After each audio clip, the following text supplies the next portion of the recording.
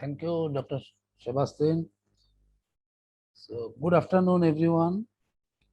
Let me first congratulate Drake University, TU Berlin, Carnegie Mellon University for arranging this conference at a time when we are celebrating the Mujibiyar, marking the birth centenary of the father of the nation, Bangabandhu Sheikh Mujibur Rahman, who dreamed of a Sonar Bangla. This event also coincides with Bangladesh's 50th anniversary of independence. Our topic is contributory microgrids. How can distributed storage and generation play a bigger role in national grid stabilization? So I am happy to announce that we have amongst us a panel of very renowned experts to discuss on the topic. So let me first call upon Mr. Mohammad Hossain, Director General of Power Cell, to analyze the situation of Bangladesh electricity grid, and he will be dealing with the key questions. What is the status of electricity sector? I mean energy mix, generation, transmission, distribution, and stability. Where do we see the same moving in the next 10 years? So Mr. Mohammad Hossain is the Director General of Power Cell, which is the technical arm of Power Division of the Ministry of Power, Energy and Mineral Resources. Mr. Hossain has been serving as the Director General of Power Cell since 2013. He is the elected Vice President of the Institution of Engineers, Bangladesh. In his 32-year-long career, he has been serving in different organizations in diverse high-profile positions. Mr. Hossain was the chairman of UN ESCAP's Energy Committee for the term 2019 to 21, which is an important intergovernmental platform to facilitate regional energy cooperation. Mr. Hossain is a member of the Joint Steering Committee for Bangladesh, India and Bangladesh Nepal Power Sector Cooperation. He is a member of the governing board of the SARC Energy Center. Mr. Hossain graduated from the Bangladesh University of Engineering and Technology and received his MBA from IBA of the University of Dhaka. Later, he received a postgraduate diploma in institutional and human resource development from Denmark. He presented papers in various seminars, workshops at national and international levels, which are highly appreciated. Mr. Mohammad Hossain has published numerous articles in different national and international journals and publications. So over to Mr. Mohammad Hossain. Thank you, Mr. Chair. I'm happy to see that one of my very closest colleagues are chairing this session. And definitely, I am feeling comfortable to say something in this August gathering with my esteemed panelists, Ms. Anna, Mr. Hennes, Mr. Chris. I believe that Mr. Siddique Zubair will be joining shortly with us. And at the very outset, I would like to express my thanks to the organizer, particularly Dr. Sebastian, for inviting me in this session. As the Honorable Chair was telling that this conference is being held at a time where we are in a juncture of our 50 years of independence and centenary celebration of our father of the nation. And just on last 1st March of this year, Bangladesh has been graduated to a developing country. So let me express my greetings to all our colleagues and my great respect to our father of the nation, Bangabandhu Sheikh Mujibur Rahman, and also congratulate to our Honorable Prime Minister. In fact, you know that this Bangladesh power sector, if we just look back a decade before, Bangladesh was a small power sector with around 3,000 to 4,000 megawatt of capacity, with around 10 million of consumers. And after 12 years, now is a sector of 24,000 megawatt of electricity with a consumer base of 40 million. So you can understand how remarkable progress has been made in the power sector for the last 12 years under the auspicious leadership of our Honorable Prime Minister Sheikh Hasina. Uh, uh, Within these 12 years, not only the consumer base has increased to fourfold, alongside our demand was around 4,000 to 4,500 megawatt back in 2009. Now the demand is around, peak demand is around 13,000 megawatt. We are expecting that in the coming summer, the demand will reach to more than 14,000 megawatt.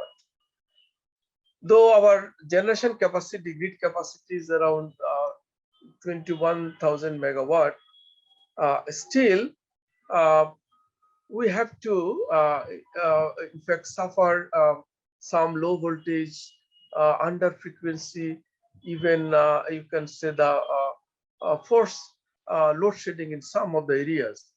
So where, in fact, this topic of this distributed storage of generation comes in. In spite of having our surplus generation, we have to face this sort of problem. In fact, if we talk about our fuel mix, you know that our once our sector was solely dependent on the natural gas, particularly the domestic natural gas. Before 2009, almost 90% of the fuel, uh, uh, the generation of from natural gas, and now due to the rapid depletion of our natural gas, our contribution of gas is around 50 to 54%, and followed by liquid fuel, around 25% of liquid fuel. We have very small portion of coal, around 2.5% of coal. We have some hydro, around 1.5% of hydro, and renewables are picking up. In fact, the grid contribution from renewable in the grid is not that much mentionable, but still we are in fact picking up now. Around 100 megawatt is within the grid, but our solar has contributed a lot in our in electrifying the marginal people where grid do not reach. In fact, Bangladesh is one of the, you know, that one of the biggest solar home program. Around 5.8 million solar home system was there to electrify, to power more than 10 million people who are outside the grid. So it's a contribution is enormous. Now as grid is expanding gradually, so the necessity of this standalone solar home system is reducing gradually. But we have some mini grids where the people of grid consumers were getting electricity. So when grids are entering to those areas, still the mini grids will be operating. So there, the question of the grid stability is coming, and also the distributed generation is also the discussion of where we have to think, as I said, that particularly in two of the areas where we have the grid, but as we have some concentrated generating hubs, like we have some big hubs in the country. If I name them, one is in Burashal within the Dhaka. In fact, centering Dhaka, most of the hubs were developed. So one is in Ashuganj, one is in Siddharganj, and some are in the southeastern part of the country, Chattogram. So the northern part of the country, there are hardly any generation plants other than the coal power plants. So what it happens that during the summer season, the demand of that area, and that area is also a irrigation, um, um, uh, um, the paddy cultivating areas where during the irrigation season they need huge load. And at that time, as uh, due to the long transmission line dropping the voltage, so the areas were suffering due to low voltage and under frequency. So we have to now think how to mitigate this problem. It's not only the northern part of the country, also we have another part which is the central of the country under Mymensingh division. There is also a problem, though we have some gas-based power plants, but due to the again the problem with the gas transmission, they couldn't operate in the full capacity. So again, there also there are some forced load shedding there in order to get this generation from the existing power plants.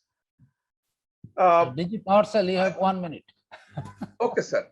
So I believe that this distributed generation can play a vital role for mitigating these two aspects. One is the low voltage and under frequency, and renewables are, I think, the key to this distributed generation. Honorable Chair is in fact the leader of this renewables. I think definitely in his wrap up he will also contribute, and we have a big renewable energy program where under the grids we have awarded LOI to a good number of developers, and some have, as I told, that couple of power plants are already in the commercial operations, some are under implementation, but most of the power plants, solar power plants, couldn't come because of the land is a constraint for us. And we have developed a roadmap for the solar power plants, where though it's a very ambitious one, by the year 2030, around 30,000 megawatt is expecting. So with that, I think plan, I think we can have a distributed generation facilities, and we are also working on our grid stabilization with some smart grid element, and hopefully within next 2-3 years, as we are moving to a developed country. By the now, as I said, that we have stepped to developed country, so we want to develop our sector on the same pace, so that our people will be ensured with uninterrupted and quality electricity in the near Thank you, Mr. future. Hossain. With that, thank you very much. And if I have the chance, I will again join in the discussion. Thank you. So may I now call upon Mr. Siddique Zubair? Sir, can you hear me? Yes, I can hear you. So let me take the advantage of introducing Mr. Zubair. He is the longest serving civil servant in the energy sector. Mr. Zubair has retired from SEDA in January 2020. He was the additional secretary to the government and member Sustainable and Renewable Energy Development Authority. He now serves as a panel expert of power sector in the Ministry of Power, Energy and Mineral Resources. Mr. Zubair was actively involved in preparation of country's various energy acts and policies, including Sustainable and Renewable Energy Development Authority Act. Mr. Zubair obtained his master's degree in petroleum management from the University of Alberta, Canada. He is also a certified energy management specialist. For time constraint, this is a short bio of Mr. Zubair. So, sir, over to you. Thank you. Thank you, dear moderator, and the BRAC University for organizing such an important and timely topics they selected for this webinar. So thank you for everyone, both the Strata as well as the BRAC University. Mr. Hossain already mentioned that what is our present generation capacity, electricity generation capacity. And he also mentioned that what is the generation mix. If we look into the generation mix, we found that the contribution of renewable energy is only 3.22%. So which is to 4%, which is not very significant, because when the Bangladesh government prepared the renewable energy plan in 2008, at that time the target was to bring 10% of the total electricity generation from the renewable energy by 2020, where we are lag behind. But there are a lot of reasons are there, and many of those are justified that why we cannot achieve that much in renewable energy. If I look at the today's topic, then contributory mini-grids. In Bangladesh, it's a general perception that when we talk about the mini-grid, we mean that this is the solar mini-grid. That means the renewable energy-based mini-grid. Though globally, it is not only, mini-grid is not only depend on the renewable energy, it might be mixed energy, it might be of the conventional energy or renewable energy, but in Bangladesh, the perception is that when we talk about the mini-grid, then everybody understands that this is the solar mini-grid, because that is the terminology that we are using for solar power stations, especially in the off-grid areas for many years. And there is a legacy. You know that solar started in Bangladesh with the solar home system program, which is the largest. Mr. Hossain mentioned that largest in the world. And then it gradually upgraded into the solar mini-grid, solar irrigation, solar street lights, solar rooftop, and so many ways. Now, how this distributed, why we are talking about this distributed grid as well as the storage. If we look today that we have the generation capacity of, according to the PowerCell website, that 24,594 megawatt capacity. Whereas yesterday, the peak generation was only 12,647. So what is the problem? Problem is that there is not much demand. If there is a demand, then we might have generate, maybe not the 24,000 megawatt, maybe at least 18,000, 19,000 megawatt we can generate. We have that capacity in the country.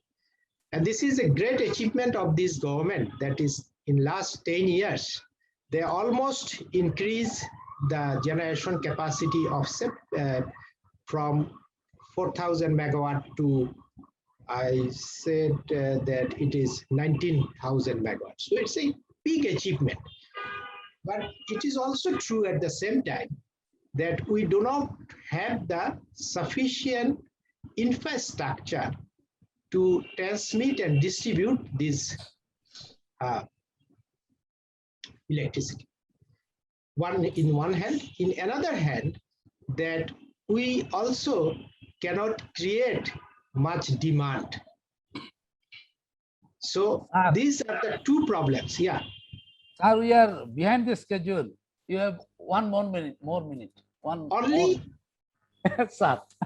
Okay. Of course. So here, how the distributed grid and the storage can play a role. That is the issue. So since we do not have much infrastructure, and if I see that the system loss is 11.23%. If I look at the yesterday's generation, total yesterday's generation was 237,288 megawatt hour. If I deduct the 11.23% from there, the amount is 11.23% is equal to 26,647 megawatt hour. So this much of electricity that we are losing because of long distance travel as well as the weak distribution system. So mini grid and storage can play a considerable role here, that we don't need to transmit the electricity such a long distance. Rather, we can start to construct the storage system at different locations where we can store the electricity and can generate and can supplement the local generation, one hand. Another hand, you see that captive generation in our country is almost 10% is the captive generation. Why they are using the captive? Because of the quality and assurance of uninterrupted power. So if we can use the storage system in the feeder level or substation level, which will supplement the quality of power, if there is any low voltage issues are there, low frequency issues are there, might be it can cater the need of the industries and they can stop the captive generation. So I like to stop here, and if there is any question, I am very happy to answer those. Thank you very much.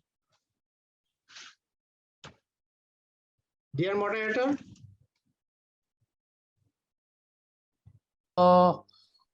Thank you, sir. We also love to listen to you in the next phase.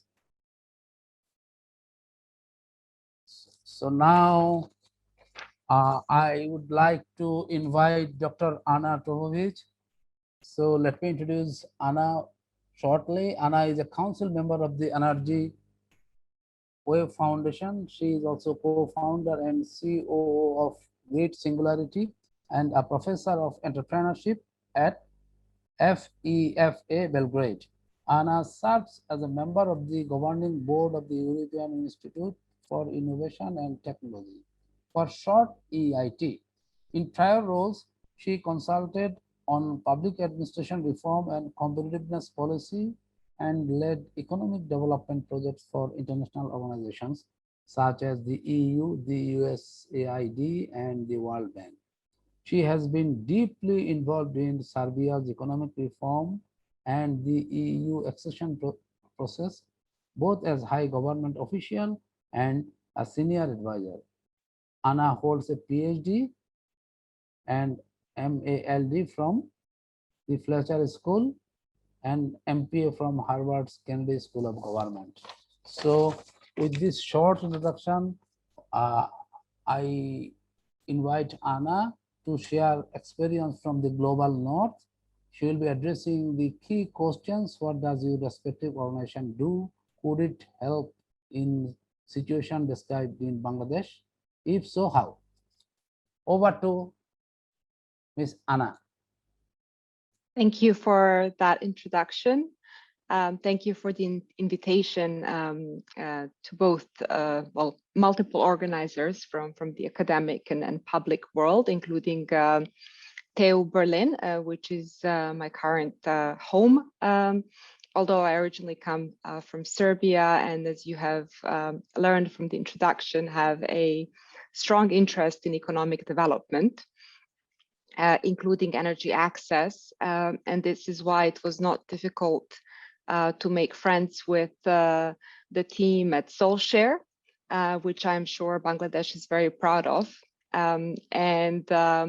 I also want to congratulate the progress that Bangladesh has made as a country in electrification. And I'm very happy to hear that what started as a solution to provide energy access is now considered, you're now considering how to integrate it into the mainstream use and how to enhance the use of renewable resources in the network. What we do as a company is that we aim to enable peer-to-peer energy trading. And our discussions in the past with SOLshare have been around how are we able to connect better the solar home systems that they distribute, so that not only can they serve separate households, but how can we optimize better that we benefit, we optimize those resources that are very scarce, especially in some parts, some regions of Bangladesh. And the issue that we have encountered, as usually when you have a technical development discussion, was around the granularity of data, right? The ability of going beyond the information about what is being consumed, and to actually digitize, which is what we do. We create a digital twin, we call it, so a digital version of the grid, where each component has an agent that trades on their behalf. And you can only do that if you have also sufficient hardware capacity. So it is not a software question alone. And this, we hope, will take place in future development. And an issue that will arise next is one that is not just the case in Bangladesh, but with any grid, is if you want to connect that market to the grid, and you want that market to be not, an isolated, islanded community, but part of the mainstream grid, then you need to cooperate with the grid operators and other players in the market to ensure that you have the right balancing, and that you have security of supply, which is, from my understanding, a burning issue, especially in Bangladesh.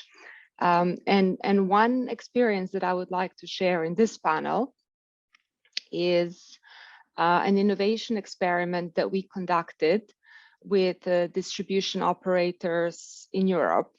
So 3 distribution operators from the Netherlands, E.ON, and as you're aware, from Germany, one of the largest players now in energy in Europe, and Engie from France, another significant energy player. And what we did is that we used our platform, our digital platform, to connect one energy community to our digital trading exchange. Because what we do, we are an exchange operator, and we enable this peer-to-peer trading. And in this experiment, we connected the community live data, so not historic data, but live data, to our network, and we simulated peer-to-peer trading. So everything was real except the financial transactions. And in this experiment, using a data set, we also did one more thing, another experiment, where we simulated the community trading, and the grid operators accessed our platform through an interface, and they applied different grid fees. So the flexible grid fees, which we believe is critical to really benefit from the flexibility of local markets. And they applied 3 different types of grid fees, and we had very interesting results, and confirmed that grid operators can use our platform to access a local peer-to-peer market, and to access the flexibility from that market, and to make the grid more resilient and reduce congestion at times when that is needed. And so this type of an experiment also helps grid operators to learn which grid fee models, which policies work best without having to physically install a pilot and go through a more expensive and lengthy innovation process. So this is a wonderful framework for grid operators to innovate with us and to apply these markets. Now, so that's just one thing I wanted to share. We wrote articles about it as well, which I'm happy to share with research colleagues. I will put them in the chat as well. And what I would really like to do in the future is have a research collaboration with SOLshare, where we would be able to come to the next level of granularity of data technically, to be able to create a digital twin and to implement a fully functional, active local electricity market where they operate, connecting their devices also to the grid. And if there is interest from the grid operators in Bangladesh, we can also do joint experiments with other grid operators in Europe and elsewhere to learn together how grid operators can use these resources as a benefit and not see them as a challenge for grid management, which is how they're perceived today. So I will stop here, aware that we have a number of panelists, and I'm open to questions from the floor. Thank you very much. Thank you, Ms. Anna, for timely completion of your intervention. So now, may I call Hannes, Mr. Hannes Kirchhoff? So let me introduce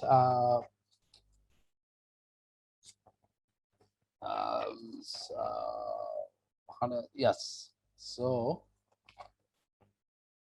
let me introduce Hannes. Mr. Hannes grew up in Germany and the US and has lived in South Africa, Tanzania, and Bangladesh. He is an energy and process engineer by background, holds a master's degree in renewable energy systems engineering, and pursues a PhD on DC microgrids. As the CTO and MES SOLshare, he is responsible for the provision of prepaid and energy exchange platforms for energy access technologies. Hannes has worked as a technical consultant for Microenergy International Germany on a number of projects in Asia and Africa, undertaking technology, supplier, and value chain assessments. Previously, Hannes worked for a CAMCO Tanzania, Scott Solar, CSP Germany, and the Institute for Ecological Economy Research Germany. Hannes has authored multiple technical and non-technical international publications on the topic of swarm electrification. He was the awardee of the German National Academic Foundation, as well as a scholar of the National PhD program of the Federal Ministry of Germany, Federal Ministry of Education, Germany. So our participants are keen to know from Hannes the questions like knowing about the both electricity sectors in Germany and Bangladesh. What is the role of SOLshare? How do you try to support the developments in Bangladesh? Over to Hannes. Thank you very much. Yeah, from SOLshare, we believe that yeah, there's great potential, and we're happy to lead and show the way into a better energy future.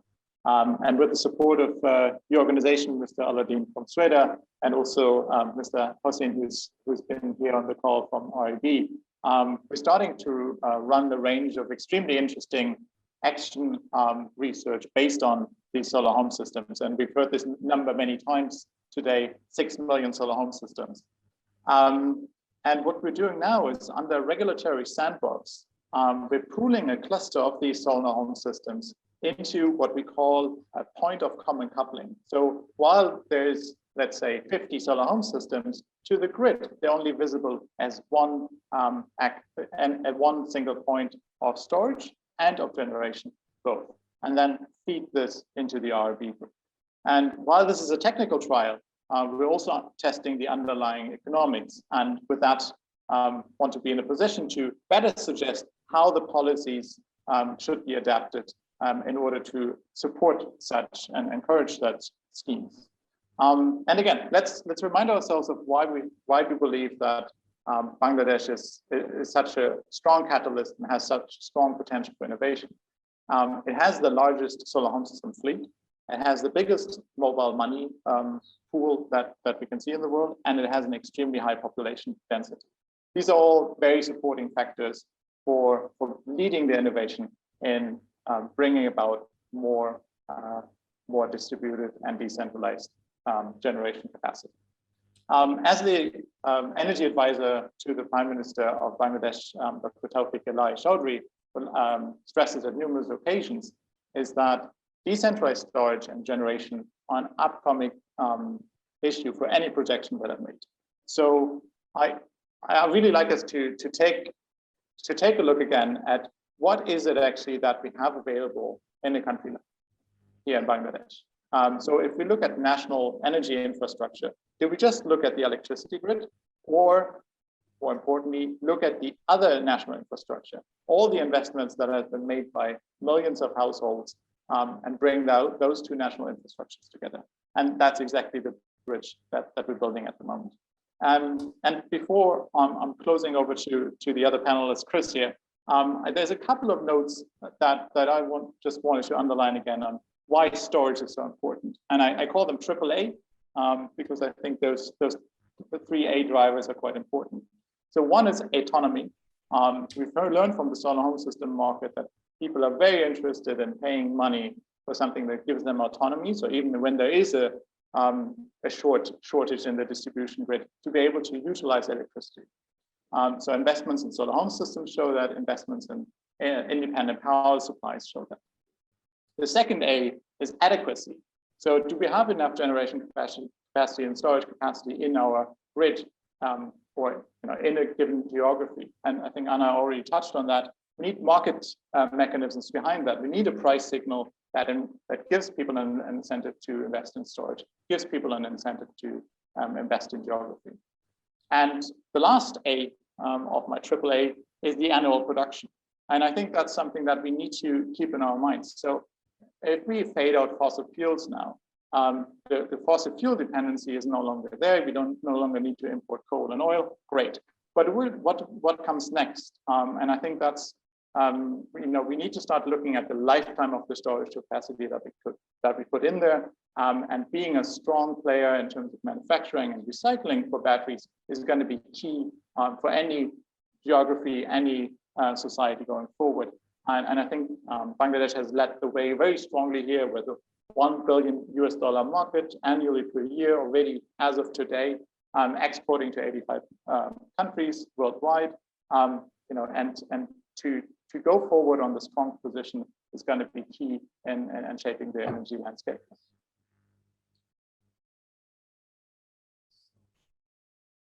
I think Mr. Hannes has completed his intervention. Am I correct? Yeah, thank you very much. Okay, thank you. So now I would like to give floor to Mr. Chris Wright. So let me introduce Chris Wright. He's co-founded Moixa and Simon Daniel in 2003 to realize the pair's vision of for next generation interface and energy technology.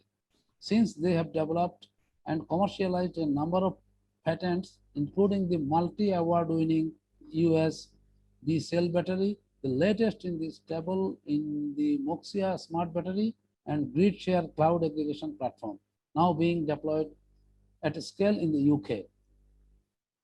Chris has expertise in technology conceptualization, market strategy, engineering and manufacturing, and leading diverse engineering teams to deliver ambitious projects. So we will be enriched out of the interventions of Mr. Chris Wright. Over to Wright. Good afternoon.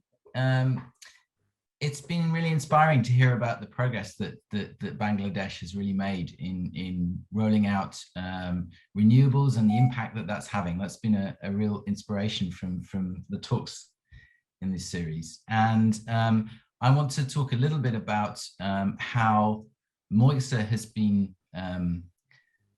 managing battery storage in various forms on the grid. And I'll use some examples from Japan for that. I think we have some strong partnerships in Japan. So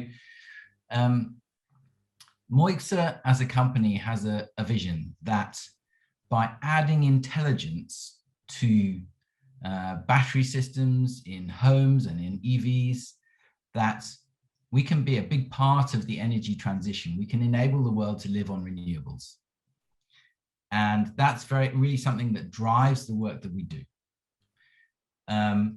So what we mean by that is that we need to bring sort of internet technologies to how value is delivered from renewables and particularly from distributed storage. So we use technologies like artificial intelligence and machine learning to learn from the thousands of homes which are connected to our platform, the GridShare platform, to learn from them how they're using energy and predict forward how they will use energy half hour by half hour the next day and the day after.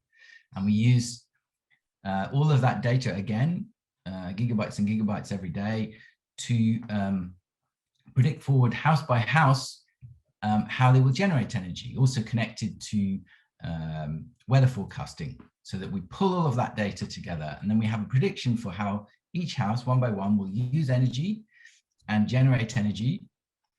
Then out of that, we can make an optimum plan to optimize how that household will use the least energy from the grid and reduce their carbon footprint as much as possible. So we use these kind of internet technologies, AI, machine learning, to really bring that intelligence to how those batteries are controlled. And we really think that that can have a big impact. Now, the next stage after that is to then say, okay, so now we understand when each of these homes, thousands and thousands of them, will be using energy. We understand when they'll be generating energy. We understand, because we predicted it and planned it, the state of charge of the batteries in their cars and in their home storage systems. And so we're able to understand when that capacity is available for the grid, when the flexibility that is inherent in those storage devices can be made available to really enable the grid to have less need of fossil fuel power stations and utilize more of the renewables that are there, either through optimizing for local behind the meter in the home generation, but also looking at predictions of carbon on the grid, looking at predictions of excess wind on the grid, integrating with grid services, balancing mechanisms, frequency management services, and those things, to bring those services from the flexibility that we understand. So that we really think can be a big difference to how the grid can transition.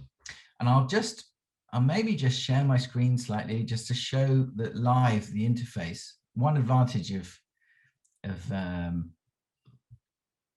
being all in this world of Zooms is at least I can show some things that would be difficult. So if we just maybe look here at Japan. So we have a strong partnership with a large corporate called Itochu in Japan, who are rolling out around 1,000 to 1,500 storage systems to homes across Japan every month. And so that fleet has now reached about 27,000 devices. As you can see here, that's about 270 megawatt hours of storage. And you can see here like the instantaneous flow of that energy across that whole fleet. You can see, interestingly, how, I mean, it's got to the end of the day, so the sun's gone down in Japan, but you can see here kind of like the amount of dispatchable energy that we have across that fleet and which direction we could dispatch it in, depending on, you know, the state of charge across that fleet of systems and the power. So we could instantaneously dispatch some 90 megawatts in either direction across that fleet. And we can understand that across the nation as well. So you can understand that from looking at the distribution of those storage systems across a country in particular areas. So we can see that in this area, there are about 1,300 systems, about 10 megawatt hours of energy. And you have one more minute only. Okay, perfect. So it's interesting to see how these sorts of technologies that enable one to understand how those systems are being doing, that applies sort of internet technologies, machine learning, AI to bring intelligence. And you can see that we can actually really significantly increase the value that gets delivered by these storage systems. So across this Japanese fleet, for example, we're delivering about 14% of their energy bills. So 14% energy saving for those customers only from our software, on top of what the battery would have delivered in its default configuration. So we think there is a very significant role for this. And we really think that bringing that intelligence, as Anna was also saying, is critical to really seeing how the grid evolves and how we go from a centralized grid to a decentralized grid that still provides resilience, that still provides services for people, that enables the growth of the next generation of energy models. And we're very interested to see the evolution of that. Thank you. Thank you, Chris Wright, for your intervention. So now we will move on to the discussion questions to all panelists. Let me read out the first question. Mr. Chair, sorry for the interruption. Mr. Sure. Amjad Hossain is also a late arrival to this panel. So if you could also give him that would be fantastic. Thank you. Sorry for the interruption. Okay, thank you so much. So it is my pleasure to invite Mr. Amjad Hossain, who is a member of Bangladesh Rural Electrification Board. So I believe he will, his intervention will be focused and pinpointed. Over to Mr. Amjad. Sir, thank you, sir. Can you hear me, sir? Yes. Sir, sorry, sir, I am in my mixing. Maybe sometime maybe interrupted.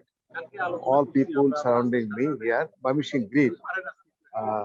So at first, distinguished chair, thank you so much, and also honorable panelists and academic icons, and also thanks to Brack University for arranging for this arrangement. And good afternoon and assalamu alaikum. So I think all the issues already discussed. So what my issue is 100% electrification and what's next, and that is the topics. So 100% electrification already done, and I think it is much talked about yesterday and today also. So what's next? So far I understand. Sir, can you hear me, sir? Sir, can you hear me? Yes, perfectly. Sir. Perfect. We can hear you. So what's next? You know, already our DG Power Cell, one of the panelists, she says about the miracle achievement of power sector. And I want to mention this during last 12 years. It's a milestone. The achievement is not in linear. I think it's geometry. It's exponential achievement, and which is, of course, it's a miracle. So what's next?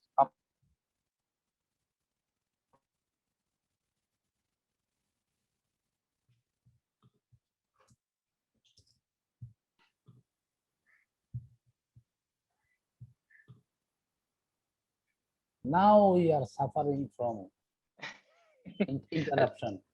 Yeah, I think we should move on exactly at the moment when he said what's next, but I think we have to move on for now. Okay, so 100% thank you, Mr. Amjad. Electrification board, so question of sustainable or uninterrupted this that issues. So suddenly also interaction reduction, and also for this we need the live data analysis for SCADA and GIS parallelly. We are also doing that, and also the smart grid, which so smart prepaid meter is also one of the active part for smart grid. Already we are working on that underground system and renewable energy, integration of storage systems, renewable energy, battery energy system, storage system. Recently, we have taken a project and where PES, this component included. So all those things. So what next after 100% electrification? In a word, I want to say from quantity to quality. The journey will be from quantity to quality. So okay, all thank you, this Mr. Amjad. Thank you, Mr. Amjad, for your very precise intervention. Thank you, sir. Now we will move on to the questions to all panelists. So let me start with the first question. It is said that Bangladesh has an extreme overcapacity. Yes. So, Mr. Amjad, would you please mute yourself. Okay. So the question is, it is said that Bangladesh has an extreme overcapacity. Utilization is as low as 40%, and it is not projected to become better. Instead of planning new fossil fuel power plant, shouldn't we focus more on grid stabilization? What is the role of renewable here in the government's planning? So it is an open question to the learned panelists. Okay, Mr. Chair, let me take this question, as I think I am the person who is supposed to answer to this question. And this is a must talked issue nowadays, that we have overcapacity. The way I have also explained, it says that maybe something like overcapacity. So I feel that I should also clarify. You see, as I have told also, Mr. Siddique Zubair has also told that we have a total installed capacity of 24,500, and our highest demand so far we have experienced is 13,000. But this 24,500 includes our captive generation as well, which is 3,000 plus. So what we can do, either we can deduct this 3,000 from the installed capacity, or we can add on to the demand, because this 3,000 has been operated as a captive. So demand, in fact, the actual demand was 13,000 plus 3,600, or the installed capacity is 21,000. So it's a gap of around 6 to 7,000 megawatt. And you know that, as I have been explaining, that we have now 54% of generation capacity from the gas, and we have in fact we're suffering from shortage of gas. So around 3,000 megawatt of gas-based generators are keeping idle because of the shortage of gas. And you know, the surplus one, which is in fact the reserve margin, and everywhere. I think you are also aware, in our country, particularly even in Germany, they have got as good as even sometimes 100% reserve margin, because of the you see, offsetting this fossil fuel by the renewables. So same thing, in fact, will go towards that. We have to keep some reserve margin for unforeseen issues. When gas is shortage, we have to operate by the liquid, and this way we have to. So basically, this is not so alarming at this moment, and we believe that our demand, as I said, the last year, due to the COVID, the demand was not in fact reflected actually. This year, the demand will be 14,500 against our capacity of this dependable capacity is around 70,000 megawatt. So this is the reserve margin is around 20 to 30%. I think this is quite okay. And okay, regarding this renewables, definitely we are now concentrated on the focus on the renewables. We are trying to scale up our renewables so that it can power during the daytime without even in the battery storage. Thank you.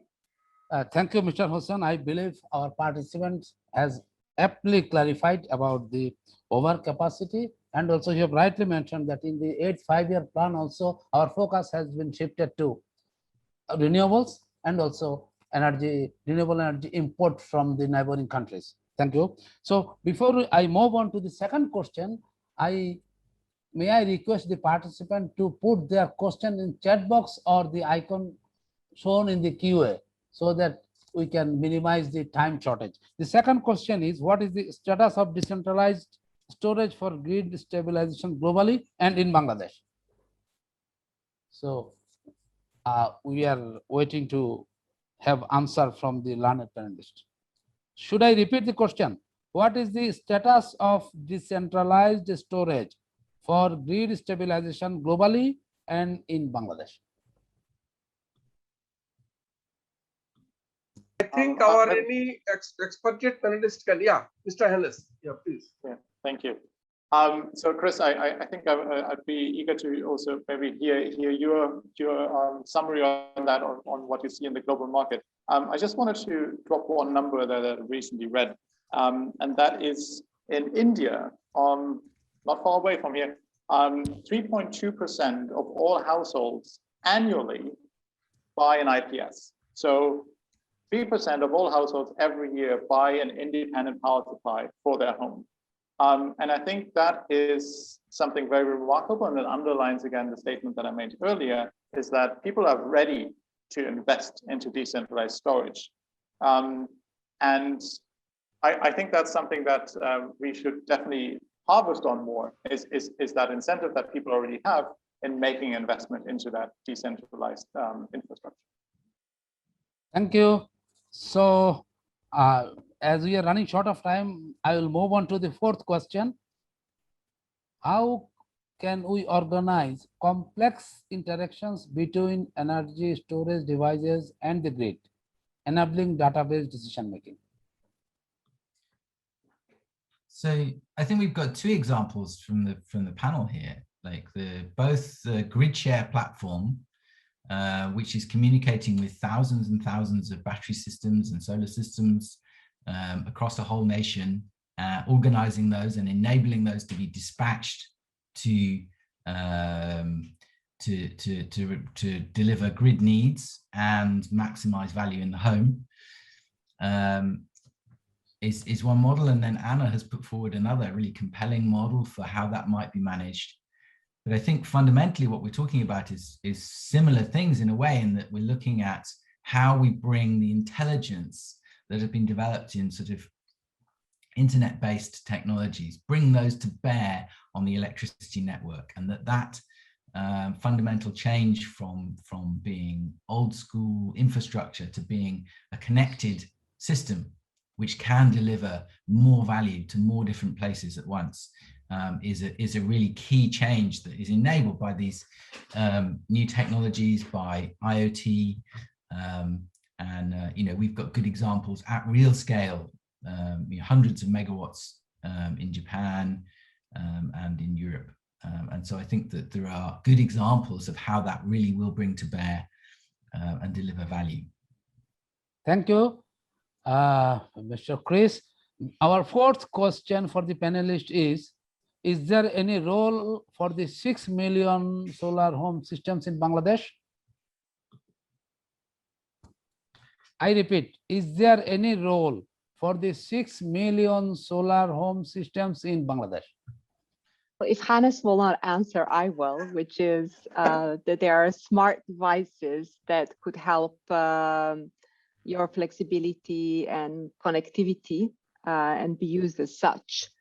And one message I'd like to reinforce after the presentation of my colleague, Chris Wright, another innovator, is that we need you as well. So we need researchers, we need grid operators, the public support to work with us and to ensure that any concerns that grid operators have over security of supply are met, and also to realize the benefits of connecting to local markets and activating peer-to-peer trading. It is not just fashionable, it is actually the only logical way to reset the system and look at it as a bottom-up and not a top-down, but with full involvement of the grid operators, because these markets need to be fully grid aware. So the technology is there,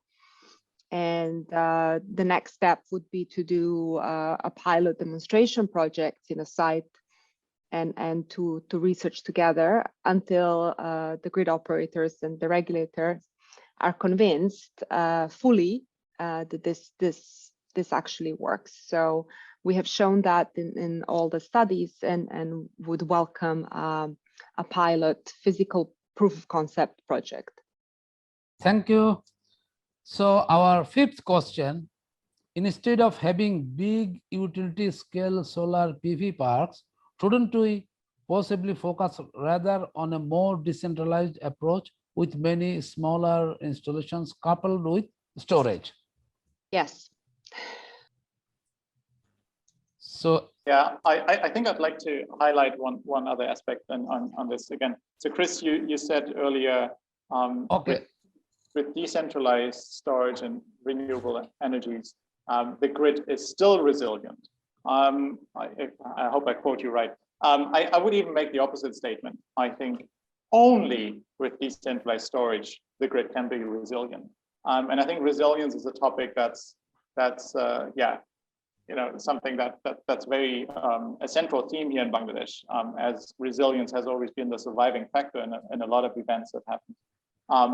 And having these solar home systems, these decentralized storages available to be able to cater to a local supply, even if there is a network shortage due to an extreme weather event, which are not so unlikely, you know, et cetera, et cetera. So any sort of events that may happen for external or internal factors, be able to recover from that in a short amount of time and enable a continuous supply is going to be essential, not just for the comfort or the quality of electricity service, but also for the economic development. Yeah, I totally agree with you. You know, it is the future, and understanding that we will go to a decentralized world where those things provide that resilience is critical. We also firmly believe that the grid is a sort of social good, that without the grid as a way of distributing power, then there is a route to dangerous inequality where, you know, you actually need several thousands of dollars of capital available in order to invest in solar and storage, and for many millions of people that's not a possibility if you want a kind of thing. And so the leveraging that grid together with distributed resources which can be controlled for grid stability alongside large-scale renewables, we see that whole thing as an ecosystem which can really deliver the next generation of energy model. Thank you. Our last question to the panelists: what can policymakers do to accelerate those transformations? I love to direct this question to DG PowerCell or Mr. Siddique Zubair. Of course, any one of the panelists can respond to this question. I think DG PowerCell is most pertinent to answer this. I am out of government now, but still with my previous experience, I can say that what we understand from the discussion of the panel, that decentralized generation with grid access would be the best way to take care of the people's need, both the quality of the electricity as well as the uninterrupted power. And we always know that power is the wheel of development. So we are approaching to the developed country. So I think it is the time now. We already develop enough capacity at least at this stage for power generation, but we have to find the ways and means that how can facilitate the people to use this electricity in most productive way. So if the people in the extent far of the country can utilize the electricity in a productive manner, I think that will help for our economic development also. Thank you, Here, sir. policymakers has a great role, because if we say this is possible, technology is available, management is available, but it needs the enabling environment, the policy intervention, legal and regulatory frameworks interventions, the incentives. These are the capacity development where policymakers can play their role. Thank you. Thank you. So, does any other learned panelists would like to intervene or respond to this question?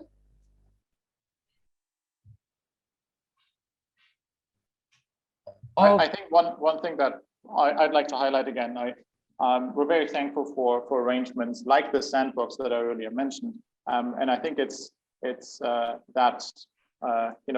this readiness to go in an experimental phase, to have the courage and openness to try new things, to be on the innovating edge. I think that's essential for the way forward. Okay. So now I see one question in the question answer icon. Nahidur Rahman Chaudhary, is it possible to destabilize mini hydro projects? Do we have any plan to improve the hydroelectric project? DG Power Cell, are you with us? I think he has left because he has another. So I can basically answer this question. Still, right at the moment, as our knowledge goes, we don't have that much potential on hydro, because due to the flat terrain of the country. That's why further scalable generation from hydro is not in the plan as on today. So, and second question, what are some non-monetary value stream found in decentralized energy system when compared to a centralized system? I believe our learned panelists can respond to this question. The question is raised by Carlos Ion.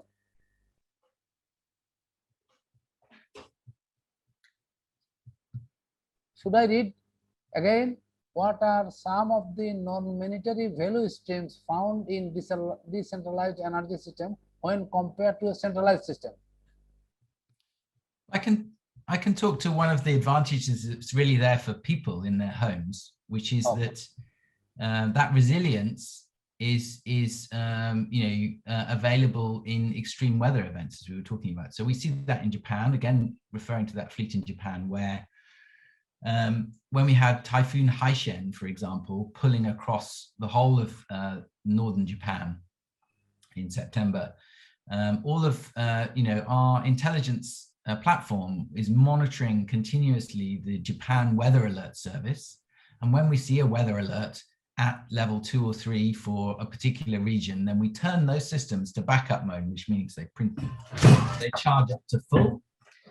And then, if there is a power outage, which there was in some areas then, that home is resilient for a few days on the power that's stored in those batteries. So again, harnessing intelligence, harnessing internet connectivity to bring you, more value from the things that the systems that you put in your homes. Thank you. So we are almost at the end of our conference, and so if we have no other question, so if you permit us, I can make my concluding remarks.